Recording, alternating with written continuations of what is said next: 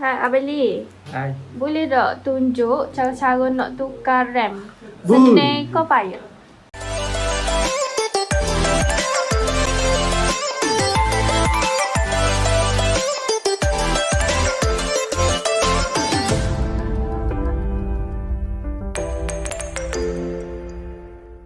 Dia bergantung jenis laptop lah.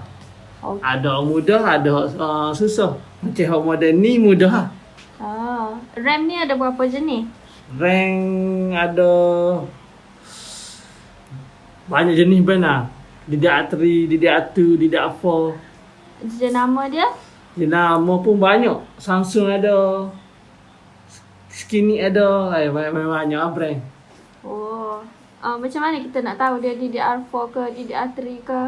Macam mana nak tahu? Macam contoh, kalau DDR3 skalanya dia tengok atas voltage dia apa nak? Kalau 1.5 ni DDR3. Okay, lepas tu? Lepas tu speed dia. Speed dia 12800 atau 1600 ataupun 1333. Tu untuk DDR3 lah. Untuk DDR4? Kalau DDR4 ni tengok voltage dia pula. Voltage DDR4 ni rendah lagi.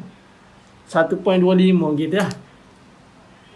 Okay, situ boleh nampak DDR4. Okay, lepas tu macam mana slot RAM dia kita nak tengok dekat laptop? Slot RAM nak tengok kat laptop. Yo, kalau DDR4 dengan DDR3 ni kita boleh tengok ada beza yo. Slot untuk RAM yo. Ni DDR4, DDR3, ni DDR4 Kita boleh tengok pin dia lah dah. Dekat pin dia. Okay. Boleh tunjuk tak cara nak tukar RAM? Boleh. Macam hal ni lah ni DDR4.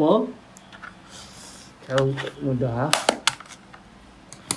Kira ni pagi. Dia nak break ke 8. Tapi dalam ni on-board 4 dah benar. Mana kalau kita cabut 4 ni, kita boleh buat 8. Jadi dari sini jadi 8 tambah 4. 12 lah. Okay, je masuk je.